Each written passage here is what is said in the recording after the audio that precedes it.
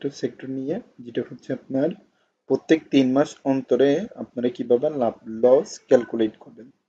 তো বেসিক্যালি এখানে দেখতে পাচ্ছেন আপনি একটি ফাঁকা এক্সেলের ঘর রয়েছে। তো আমি চাচ্ছি এখান থেকে উম, পুরা ঘর এখান থেকে সিলেক্ট করে মার্চেন্ট সেন্টার করে দিতে। তারপরে এখানে আমি লিখবো হচ্ছে প্রফিট, দেন হচ্ছে এখান থেকে স্ল্যাশ দিয়ে এখানে লিখবো হচ্ছে লস, প্রফিট লস। তারপরে এখানে পাশে লিখবো ক্যালকুলেটর, প্রফিট লস ক্যালকুলেটর দেওয়ার পরে এইটা আমি একটু বড় করে দেব। হ্যাঁ, তারপরে বড় করে দেওয়ার পরে এইখান থেকে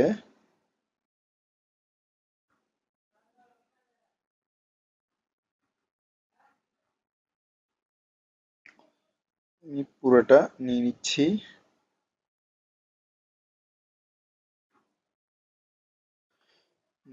এই জায়গা থেকে আমি দিব হচ্ছে আমার টোটাল, যেহেতু বাংলা একটা ফরম্যাট রয়েছে, তো এখানে আমি দিব হচ্ছে প্রোডাক্ট,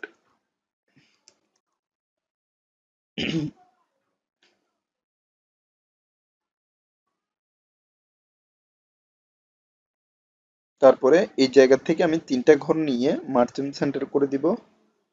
এখানে আমি লিখব হচ্ছে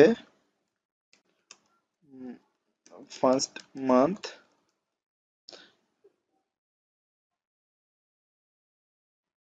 এটাও মার্চেন্ট সেন্টার।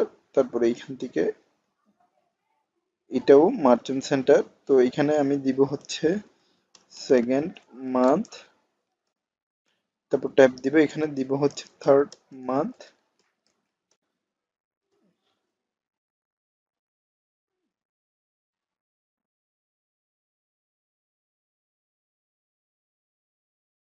তারপরে এইখান থেকেও দিব হচ্ছে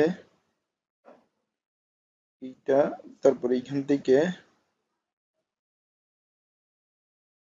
দিব হচ্ছে এইটা।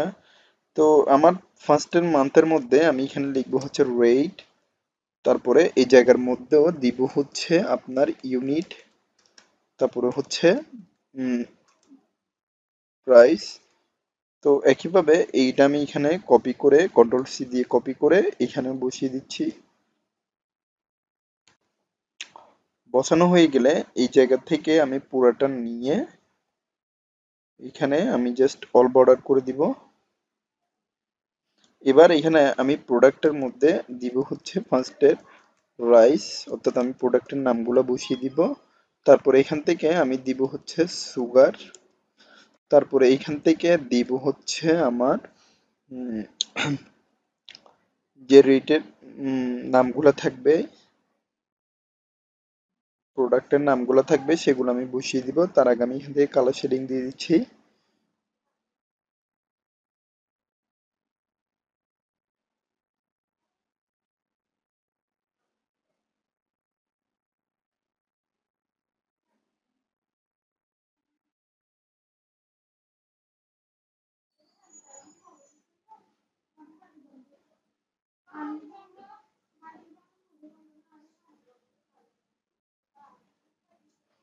তো এখানে সুগার দেওয়ার পরে এখান থেকে আমি দিব হচ্ছে মিট, তারপরে দিব হচ্ছে উম, এখানে আমি দিব অয়েল, তারপরে হচ্ছে ফিশ, তারপরে হচ্ছে পটেটো, পটেটো দিলাম। তারপরে এখানে আমি রেট দিব হচ্ছে রাইসের রেট 65। তারপরে হচ্ছে এখানে আমার সুগারের যেটা রেট রয়েছে সেটা আমি দিব হচ্ছে 80। তারপরে এখান থেকে মিট দিব হচ্ছে 570, অয়েল 110। তারপরে হচ্ছে ফিশ হচ্ছে আপনার টোটালি 160। তারপরে পটেটো হচ্ছে 34। তো এখানে আমি দিব হচ্ছে 4 5 6 বা 3 4 5। তো এখানে আমি টোটাল প্রাইসটা এখানে আগে ক্যালকুলেট করে দিচ্ছি, এইটা নিয়ে ইনটু ইউনিট, দেন এন্টার, দেওয়ার পরে এখান থেকে আমি পুরোটা টান দিলাম।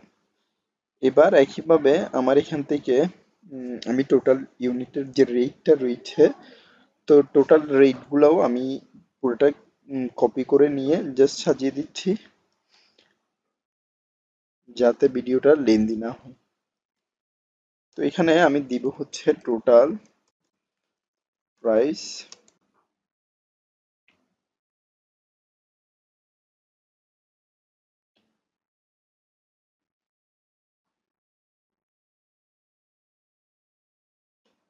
টোটাল প্রাইস দিয়ে এখান থেকে আমি নিব হচ্ছে এইটা প্লাস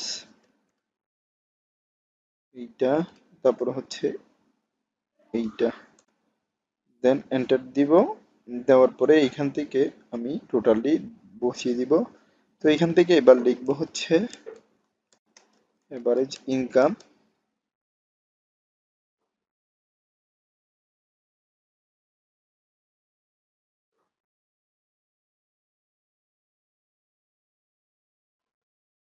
এভারেজ ইনকাম দেওয়ার পরে এখান থেকে আমি টোটালি নিয়ে এখান থেকে আমি দিব হচ্ছে স্ল্যাশ, তারপরে হচ্ছে আমার যেহেতু এখানে 3 মাস, তারপরে এখান থেকে আমি দিব হচ্ছে ইনটু এভারেজ গড় ইনকামটা আমি এখানে বসিয়ে দিয়েছি।